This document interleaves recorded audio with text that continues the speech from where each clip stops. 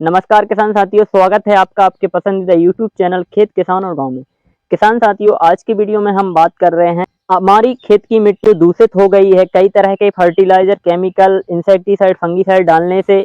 जो हमारी खेत की मिट्टी में जो दुष्परिणाम पड़े हैं, उससे हमारी खेती को कैसे बचा सकता है, जो बंजर होने जा रही है उसको हम कैसे बचाएं, और जो प्राकृतिक संरचना थी उसको कैसे स्टेब्लिश करें। जो प्राकृतिक जीवाणु थे, बैक्टीरिया थे, माइक्रोब्स थे, उनको हम कैसे अपने खेत में स्टेब्लिश कर सकते हैं, कैसे बढ़ा सकते हैं और उनकी ज़रूरत क्यों है। आज के समय में जब हम खेती करते हैं तो कई तरह के रोग हमारी फसलों में आते हैं। हमारे खेत की जो मिट्टी है वो पूरी तरीके से दूषित हो चुकी है, और ऐसे में हमें क्या फार्मूले अपने खेत में अप्लाई करना चाहिए जिससे कि जो बंजर हो रही भूमि को हम फिर से बचा सकते हैं, फिर से उसको उपजाऊ बना सकते हैं। तो आज का वीडियो आपके लिए काफ़ी इम्पोर्टेंट होने वाला है, क्योंकि जो मित्र बैक्टीरिया हैं, माइक्रोब्स हैं, सूक्ष्म जीवाणु हैं, उनका काम क्या होता है, कैसे वो वर्क करते हैं और उनकी ज़रूरत हमारी खेत की मिट्टी में क्यों है, और हम कैसे उनको अपने खेत में स्टेब्लिश कर सकते हैं, कैसे उनको बढ़ा सकते हैं। तो प्लीज़ इस वीडियो में अंत तक बने रहें, वीडियो को पूरा देखें, बिल्कुल भी स्किप ना करें। और किसान साथियों, यदि चैनल पर नए हो और चैनल को सब्सक्राइब ना किया हो तो प्लीज़ चैनल को सब्सक्राइब कर घंटी वाले आइकन को जरूर दबाएं, जिससे कि आने वाले वीडियो का नोटिफिकेशन आपको मिले और आप उसका लाभ ले सकें। मैं हूं निखिल रजक, स्वागत करता हूं आपका आपके पसंदीदा यूट्यूब चैनल खेत किसान और गाँव में। किसान साथियों, आज के समय में जो सबसे बड़ी समस्या है वो रासायनिक खेती से हमारी फसलों में आ रहे रोग, कीट और लागत से है। जब हम कोई भी फसल लगाते हैं तो उसमें शुरुआत से ही स्प्रे का शेड्यूल जो रहता है, खाद का जो शेड्यूल रहता है, वो हम पर्याप्त मात्रा में देते हैं। उसके बाद जो हमारी फसल से उत्पादन आना चाहिए वो नहीं आ पाता, और हमारी जो लागत है वो इंक्रीज होती है, बढ़ जाती है, और शुद्ध मुनाफा हमें नहीं बच पाता। तो ऐसे में सबसे पहले हमें मेन विषय को समझना है कि हमारी खेत की जो मिट्टी है उसमें सूक्ष्म जीवाणु की महत्वता क्या है, क्या महत्व रखते हैं, और उनको हम कहाँ से अवेलेबल करा सकते हैं। तो सबसे पहले हम जानेंगे कि हमारी खेत की जो मिट्टी है उसमें कई तरह के माइक्रोब्स, सूक्ष्म जीवाणु, फंगस, वायरस, मित्र कीट, कई तरह के जीवाणु काम करते थे। हमने जब से रासायनिक खेती चालू की, जब से हमने केमिकल, फर्टिलाइजर, फंगीसाइड, इंसेक्टिसाइड डालना चालू किए, तो धीरे धीरे जो हमारे मित्र बैक्टीरिया थे, मित्र जीवाणु थे, और हमारे खेत का जो कार्बन था वो धीरे धीरे खत्म होने लगा। हमारी खेत की जो मिट्टी है वो बंजर होने की कगार पर आ गई है। तो ऐसे में हमें सबसे पहले मित्र जीवाणुओं को समझना है। जैसे कि हम बात करते हैं कि जो नाइट्रोजन हम यूरिया से देते हैं उसको फिक्सिस करने वाला एक बैक्टीरिया होता है, जो वायुमंडल में नाइट्रोजन है 78%, उसको फिक्स करता है और धीरे धीरे पौधे को रिलीज करता है, जिसका नाम होता है राइजोबियम। जो दलहनी फसलों में जिसकी गठानें जड़ में पाई जाती हैं। और एक बैक्टीरिया होता है नाइट्रोजन को फिक्स करने वाला गेहूं, धान के लिए, उसको एजोडाबैक्टर बोलते हैं, वह भी जड़ में होता है। और यह बैक्टीरिया पौधे से ग्लूकोज लेकर पौधे को नाइट्रोजन की पूर्ति करते हैं। फास्फोरस के लिए जो हमारी खेत की मिट्टी में जो फास्फोरस पड़ा है उसको सर्कुलराइजेशन करने वाला बैक्टीरिया होता है पीएसबी। जो मिट्टी में फास्फोरस पड़ा है उसको सर्कुलराइजेशन करके पौधों तक पहुंचाता है, और पौधा जब अच्छे से एक जीव के द्वारा यदि फास्फोरस लेता है तो वह पौधा अच्छे से ग्रोथ करता है, मजबूत होता है, और उसकी जो शाखाएं रहती हैं वो काफ़ी शानदार रहती हैं, पत्ते भी अच्छे आते हैं। ऐसे ही एक बैक्टीरिया होता है केएसबी, जो पोटास को सर्कुलराइजेशन करके हमारे पौधों तक पहुंचाता है। हमारी फसल को पोटास की पूर्ति, जो मिट्टी में पड़ा हुआ पोटास है उसको उठा के सर्कुलराइजेशन करके खाने योग्य बनाकर पौधे को पहुंचाता है, जिससे कि पौधा त्वरित रूप में पोटास बैक्टीरिया के द्वारा लेता है, और जो हमारी फसल होती है उसमें कोई भी इफेक्ट नहीं होता, वो शानदार उत्पादन देने वाली फसल तैयार होती है। उसमें कोई इंसेक्ट का प्रकोप नहीं दिखता, उसमें कोई रोग नहीं आते। जब हमारे खेत में बैक्टीरिया काम करते हैं तो हमारी जो फसल होती है वो शानदार होती है। ऐसे कई तरह के बैक्टीरिया हैं, जैसे जिंक सर्कुलराइजेशन करके देता है, जिंक का बैक्टीरिया है, एसएसबी है, जो सल्फर को सर्कुलराइजेशन करके पौधों तक पहुंचाता है। और कई फंगस, वायरस हैं जो फंगस को रोकते हैं, जैसे ट्राइकोडर्मा विरिडी है, हमारी फसलों को विल्ट से बचाता है।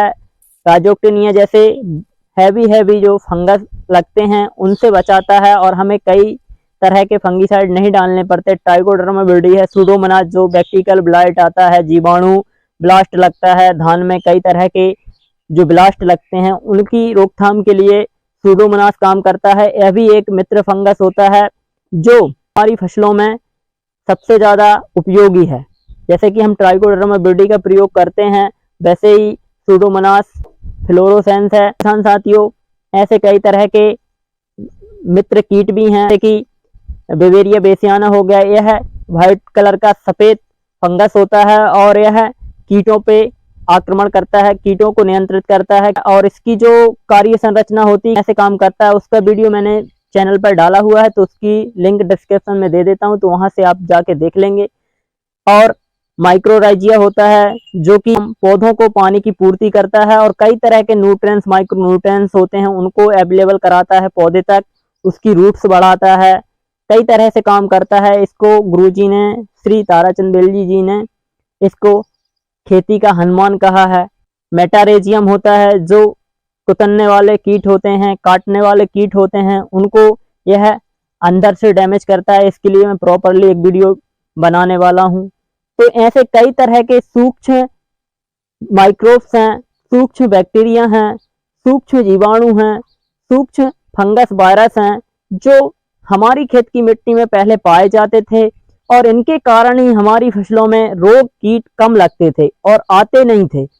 यदि हमने यह इकोलॉजी अपने खेत में डेवलप कर ली, यदि हमने अपनी खेत की मिट्टी में कार्बन को बढ़ा लिया, मित्र जीवाणुओं को बढ़ा लिया, तो निश्चित ही जो हमारी फसल उसमें होगी तो वह अधिक उत्पादन देने वाली होगी, उसमें रोग कीट कम आएंगे और जो पौधों की जड़ें होती हैं उसको डिकम्पोज करने वाला एक बैक्टीरिया होता है, जिससे कि कार्बन की वृद्धि होती है। कार्बन जो हमारे खेतों में खरपतवार हो रहा है उसको भी रोकथाम करता है। तो ऐसे कई तरह के सूक्ष्म जीवाणु हैं।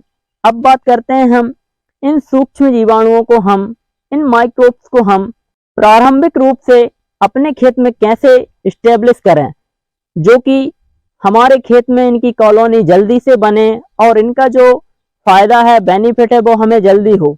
तो किसान साथियों, मैं आपको एक ऐसा फार्मूला बताने वाला हूं जिसका प्रयोग यदि आप अपनी फसलों में करते हैं तो निश्चित ही आपकी फसल में उसके रिजल्ट पहले ही साल से दिखने लगेंगे और बहुत जल्द आपके खेत में मित्र जीवाणु, बैक्टीरिया, फंगस की कॉलोनी डेवलप हो जाएगी और जो उत्पादन आएगा, जो रिजल्ट आएंगे, वो चमत्कारी और देखने लायक होंगे। तो सबसे पहले आपको क्या करना है, इन मित्र बैक्टीरिया जीवाणुओं को बढ़ाने के लिए टीसीबीटी ताराचंद बेलजी जी गुरुजी ने एक विशेष फार्मूला इजाद किया है जिसका नाम है मदर कल्चर से जीवाणु जल बनाना। अब मदर कल्चर आप कैसे बनाएंगे, उसके लिए आपको क्या करना है, सोल दुकान ऐप पे जाना है, वहां से आपको एक कैप्सूल कल्चर किट आता है, उसको खरीदना है। इस तरह के कैप्सूल आपको मिलेंगे। यह 7 कैप्सूल का किट होता है और इसमें एक जामन बॉटल आता है। इसको हमें सोल दुकान ऐप से खरीदना है। इस तरह से इसमें एक पैकेट निकलता है कैप्सूल का और 2 कैप्सूल होते हैं, तो इनको आपको लेना है और एक एक कैप्सूल का मदर कल्चर तैयार करना है। इसमें 7 कैप्सूल आएंगे। कैप्सूल कल्चर किट में पहला आएगा जीवाणु भक्षक, NPK, zinc solubilization bacteria, rhizobium bacteria, sulphur को सर्कुलाइजेशन करके देने वाला बैक्टीरिया, डिकम्पोजर का बैक्टीरिया और फफूंद भक्षक। यह 7 तरह के बैक्टीरिया, यह 7 तरह के कैप्सूल इस किट में आएंगे। तो आपको यह किट खरीदना है और वहां से आपको यह किट बुलवाना है। कैप्सूल कल्चर किट बुलवाने का रीजन ये है कि बैक्टीरिया को स्टोर करने के लिए, तो इसमें जो बैक्टीरिया रहते हैं कैप्सूल में वो कई तरह से पैक होते हैं और इनकी जो सेल्फ लाइफ होती है वो लंबे समय तक चलती है। तो इसलिए आपको यह कैप्सूल कल्चर किट खरीदना है। इसका प्रयोग जब हम फसलों में करते हैं, इससे मदर कल्चर बना के, जीवाणु जल बना के जब हम प्रयोग करते हैं तो हमारी फसलों में चमत्कारी रिजल्ट आते हैं। तो किसान साथियों, आपको क्या करना है, यह किट खरीदना है। यह किट जब आपके पास आ जाए तो आपको क्या करना है, 11 लीटर पानी लेना है, उसमें 100 ग्राम गुड़ डाल के अच्छा उबाल लेना है। जैसा कि आप वीडियो में देख रहे हैं, आपको अच्छे से उबालने के बाद में जब वो उबल जाए, 10 लीटर बचे, तब आपको क्या करना है, इसको ठंडा होने देना है। ठंडा होने के बाद एक प्लास्टिक के ड्रम में इस पानी को कर लें और उसमें जो आपने कैप्सूल कल्चर किट बुलवाई है उसके सातों कैप्सूल एक एक करके आप ऊपर से प्रेस करें और डिब्बे में गिरा दें। उसमें हाथ भी ना लगाएं, कैप्सूल में एक एक कैप्सूल डाल दें और जामन का जो बाटा लाया है उसको पूरा डाल दें और ऊपर से एक सूती के कपड़े से 2 लेयर बांध दें और जिसमें कि कोई मक्खी मच्छर उसमें ना गिरें और जो हमारा मदर कल्चर है जिसमें हमने बैक्टीरिया डाले हैं वो ही मल्टीप्लाई हो और उनका ही कल्चर तैयार हो। जब हम यह कल्चर अपने खेत में देंगे तो हमारे खेत की जो पॉजिटिव इकोलॉजी जिसको हम बोलते हैं कि हमारे खेत में पॉजिटिव इकोलॉजी डेवलप हो तो वही हो सके। इसके बाद में आपको 7 दिन इसको रख देना है। 7 दिन रखने के बाद में क्या करना है, इसमें से 1 लीटर या 2 लीटर आप मदर कल्चर निकाल लेंगे। 200 लीटर पानी में डालिएगा। 200 लीटर पानी में 2 केजी गुड़ डालिए और 7 तुलसी के पत्ते और 3 लीटर छाछ डाल के इसको भी कपड़े से ऊपर से ढक दें और 7 दिन के लिए इसको रखा रहने दें। 7 दिन के बाद जब आप इसको देखेंगे तो यह काफी अच्छी तरीके से मल्टीप्लाई हो चुका होगा और जब यह जीवाणु जल बन के तैयार हो जाता है तो आप इसको 200 लीटर को 1 एकड़ के लिए ड्रिप से या जमीन से या फिर स्प्रे में 50% का स्प्रे आप इसका करा सकते हैं। फसल कोई भी हो, आप कोई भी क्रॉप ले रहे हो जैसे कि वेजिटेबल्स क्रॉप में सब्जी वर्गीय जो भी फसलें हैं, बैगन है, मिर्च है, टमाटर है या बेल वर्गीय जो भी फसलें हैं, इनमें आप जमीन से भी यही डोज में दे सकते हैं और यही डोज में आप इसका स्प्रे कर सकते हैं। अनाज वर्गीय फसलों में गेहूं, चना, मक्का, यह गन्ना, इन सारी फसलों में आप इसका प्रयोग कर सकते हैं और इसके परिणाम जो आते हैं वो काफ़ी शानदार होते हैं। और जब हमारे खेत में इन मित्र बैक्टीरिया सूक्ष्म जीवाणुओं की इकोलॉजी बनती है तभी हमें अधिक उत्पादन प्राप्त होता है। जब हम यह बैक्टीरिया को काम पे लगा देते हैं, जब हमारे खेत में सूक्ष्म जीव माइक्रोब्स काम करने लगते हैं तो हमें कुछ काम करना नहीं पड़ता और हमारी जो लागत है वो कम हो जाती है और उत्पादन जो है वो बढ़ जाता है, क्योंकि कहते हैं कि जो हम देते हैं वह या ज़्यादा हो सकता है या कम हो सकता है, लेकिन प्रकृति जब पौधे को वो भोजन देगी तो वह संतुलित मात्रा में देगी, ना कम देगी ना ज़्यादा देगी। तो जब संतुलन मात्रा में पौधे को, फसल को न्यूट्रिएंट्स मिलेंगे, उसमें कोई भी तरह के फंगस, वायरस या कोई भी तरह के रोग नहीं लगेंगे तो वो निश्चित ही अच्छा उत्पादन देने वाली फसल होगी। तो किसान साथियों, मेरा उद्देश्य यही होता है कि सभी किसान भाइयों तक एक सही मैसेज पहुंचे और अच्छी और प्राकृतिक खेती करें जिससे कि कम लागत लगे, मानव स्वास्थ्य ठीक रहे, गाय माता की सेवा हो और आगे चल के हम गौ माता पे आधारित जो उत्पाद हैं उनके बारे में बताएंगे, कैसे गाय के गोबर से, गाय के डंग से या गाय के मैन्यूअर से हम कौन कौन से फार्मूले बना सकते हैं। तो आप चैनल को सब्सक्राइब करके रखें, कंटिन्यू वॉच करते रहें और किसान साथियों हमारे फेसबुक पेज को भी आप फॉलो करें, इंस्टाग्राम पे फॉलो करें, इनकी लिंक मैं डिस्क्रिप्शन में डाल देता हूं तो आप वहां से भी जाके हमसे संपर्क कर सकते हैं। वीडियो अच्छा लगा हो, वीडियो में दी गई जानकारी यदि आपको अच्छी लगी हो तो प्लीज़ वीडियो को ज़्यादा से ज़्यादा किसान भाइयों तक शेयर करें ताकि वो भी इसका लाभ ले सकें और कम लागत में अधिक उत्पादन प्राप्त कर सकते हैं। और किसान साथियों, यह जो फार्मूला हमने बताया है वो TCBT ताराचंद बेल्लीवा जी टेक्निक का एक विशेष फार्मूला है। मदर कल्चर से जीवाणु जल बना के अपने खेत में मित्र जीवाणुओं को स्टेब्लिश कराना। सब्सक्राइब जरूर करें। धन्यवाद, मिलते हैं नई वीडियो में। जब तक के लिए जय जवान जय किसान।